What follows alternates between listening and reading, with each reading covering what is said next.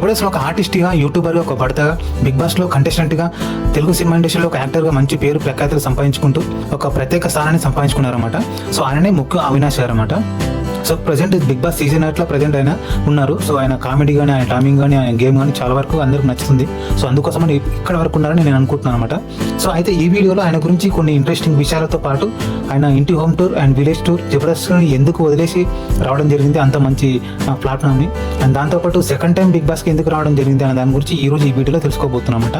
So అందుకోసం తప్పకుండా end వరకు చూసేసి లైక్ చేసి షేర్ చేసి తప్పకుండా సబ్స్క్రైబ్ చేసుకుంటే ప్రతి ఒక్కరు రిక్వెస్ట్ చేసి ఇంకా లేట్ చేయకుండా స్టార్ట్ చేస్తున్నాను అనమాట. సో ముక్కు అవినాష్ గారు రాఘవపట్నం అనే విలేజ్లో జగిత్యాల డిస్టిక్ లో పుట్టి పెరగడం జరిగింది అనమాట. సో అయితే 5 సంవత్సరాల నుంచి ఆయన హాస్టల్లో చదువుకుంటూ పెరగడం జరిగింది.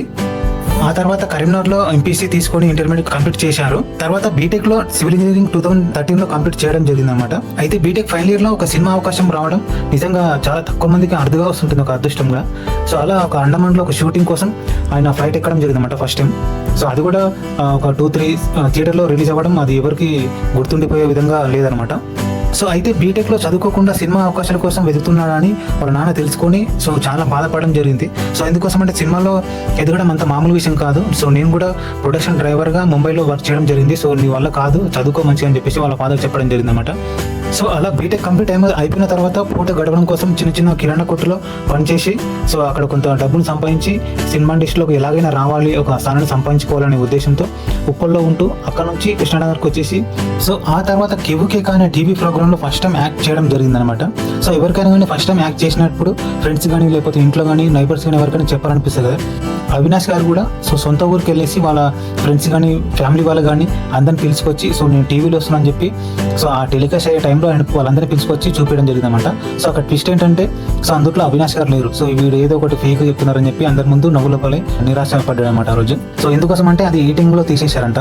సో అలా అందరి ముందు నవ్వుల పాలైన అవినాష్ సో ఎలాగైనా నేను సినిమా ఇండస్ట్రీలో ఒక స్థానాన్ని సంపాదించుకోవాలని ఒక కసి పెరగడం జరిగిందన్నమాట. సో అయితే హైదరాబాద్కి వచ్చిన తర్వాత వాళ్ళ ఫ్రెండ్ దగ్గర ఒక కెమెరా ఉండేది. సో ఆ కెమెరాలో సో పిక్స్ తీసుకొచ్చి ప్రతి ప్రొడక్షన్ హౌస్కి వెళ్ళేసి ఆయన ఫొటోస్ ఇవ్వడం, చెప్పడం సినిమాల అవకాశం కోసం అట్లా సెర్చ్ చేయడం జరిగిందన్నమాట. సో అయితే ఒక ప్రొడక్షన్ హౌస్లో సరే ఇస్తాంలే చూద్దాంలే అని చెప్పేసి ఆయన వెళ్ళిన తర్వాత ఆయన ఫోటోని డస్ట్బిన్లో పాడేయడం జరిగిందన్నమాట. సో ఇది బుక్ అవినాష్ గారు ఒక ఇంటర్వ్యూలో చెప్పడం జరిగింది. సో ఆ తర్వాత ఇక్కడే అసలైన ఒక మంచి టర్నింగ్ పాయింట్ దొరికిందనమాట అవినాష్ గారికి. సో అదేంటంటే తడాక్ అనే ఒక టీవీ షోలో యాక్ట్ చేయడం జరిగిందన్నమాట. సో అందులో యాక్టింగ్ని చూసి మన జబర్దస్త్ ఆర్టిస్ట్ అయినటువంటి చిమ్మక్ చంద్ర గారు ఆయన తీసుకోవడం జరిగిందన్నమాట. సో అక్కడ నుంచి సుడిగాలి సుధీర్ టీంలో సో మిగతా వాళ్ళ టీంలో యాక్ట్ చేసి సో టీమ్ లీడర్ అయ్యాక కూడా ఫైనాన్షియల్గా చాలా ఇబ్బందులే ఉండేవంట. సో ఎందుకోసం అంటే సో అయితే వీళ్ళకి ఒక అడ్వాంటేజ్ ఏంటంటే ఈవెంట్స్ కండక్ట్ చేసే వాళ్ళు కొంతమంది వీళ్ళని అప్రోచ్ చేయదంట సో ఆ ఈవెంట్స్కి రమ్మని. సో అందువల్ల వీళ్ళకు కొంచెం ఎక్కువ అమౌంట్ వచ్చేదన్నమాట. సో ఆ విధంగా వీళ్ళు గ్రోత్ అవ్వడం, ప్లస్ ఇల్లు కట్టుకోవడం, కారు కొనుక్కోవడం అట్లా జరిగిందంట. సో ఈయనే కాదు, ఆ జబర్దస్త్ ఉన్నటువంటి ఆర్టిస్ట్ ఎవరైతే ఉన్నారో అందరూ అలాగే చేసేది. సో అలా 5-6 సార్లు ఈవెంట్స్ కోసమని యూఎస్ వెళ్ళడం, తర్వాత జర్మనీ, లండన్ అట్లా చాలా సార్లు వెళ్ళడం జరిగిందంట. ఇది కూడా కొన్ని ఇంటర్వ్యూలో చెప్పడం జరిగింది అవినాష్ గారు. అయితే అలా తన టాలెంట్ నమ్ముకొని దాదాపుగా స్క్రిప్ట్ను రెడీ చేసి 100కు పైగా ఎపిసోడ్లు చేయడం జరిగిందన్నమాట జబర్దస్త్లో. ఆ తర్వాత కరోనా రావడం అందరికీ షాకింగ్ గురి చేసిందన్నమాట ఫైనాన్షియల్ గా. సో ముఖ్యంగా ఇండస్ట్రీలో ఉన్నటువంటి వాళ్ళకు సో ఈ ముఖ్య అవినాష్ గారు చాలా ఇబ్బందులు పడి సడన్ గా సూసైడ్ చేసుకోవడం వరకు వచ్చిందన్నమాట. సో అలా ఆయనకు ఎంతో ఫైనాన్షియల్గా ఇబ్బంది పడుతూ ఉన్న టైంలో ఒక అద్భుతమైనటువంటి అవకాశం రావడం జరిగిందన్నమాట.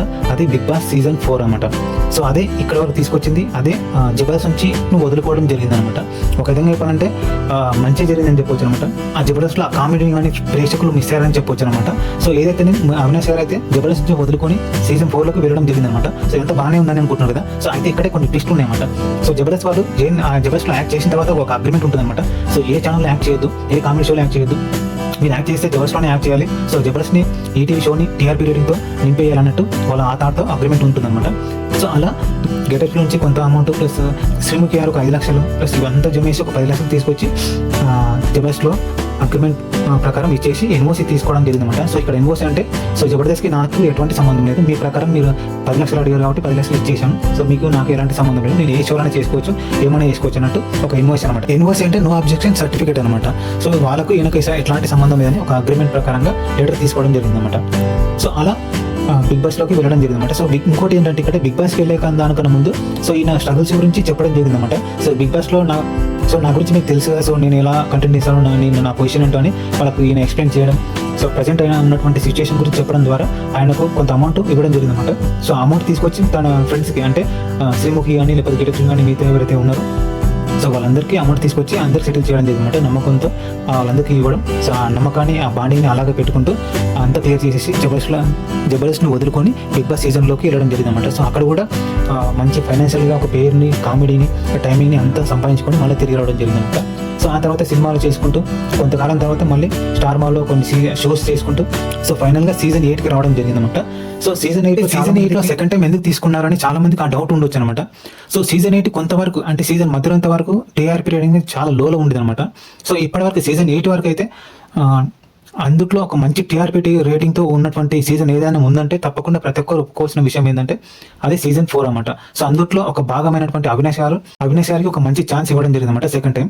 సో ఆయనకి ఎందుకు ఇచ్చారంటే సో సీజన్ 4లో ఆయన చేసినటువంటి యాక్టింగ్ కానీ, పర్ఫార్మెన్స్ కానీ, కామెడీ కానీ ముఖ్యంగా సో అది జనాలకు నచ్చడం. సో ఇది కూడా బిగ్ బాస్ టీం వాళ్ళు గుర్తించి మళ్ళీ ఒక ఛాన్స్ ఇవ్వడం జరిగిందన్నమాట. సో అనుకున్నట్లుగానే దానికి డబుల్గా యాక్టింగ్ కానీ, పర్ఫార్మెన్స్ కానీ, గేమ్స్ కానీ, టాస్క్లు కానీ, ముఖ్యంగా కామెడీ కానీ సో చాలా మందికి నచ్చుతుంది ఆయన పర్ఫార్మెన్స్ కానీ, యాక్టింగ్ కానీ, కామెడీ కానీ. సో అందుకోసం ఇక్కడ వరకు ఉన్నారని నేను అనుకుంటున్నాను అనమాట. సో ఇదనమాట బిగ్ బాస్ సీజన్ 8లో ఉన్నటువంటి అవినాష్ గారు. సో అయితే టాప్ 5లో ఉంటారని అనుకుంటున్నా. సో మీకు ఈయన కామెడీ కానీ, టైమింగ్స్ కానీ, సీజన్ 5లో కానీ, ఈయన కష్టాల గురించి కానీ ఏ విధంగా అనిపిస్తుందో కామెంట్ చేయండి. సో ఇదనమాట ఈరోజు. Thank you very much and bye.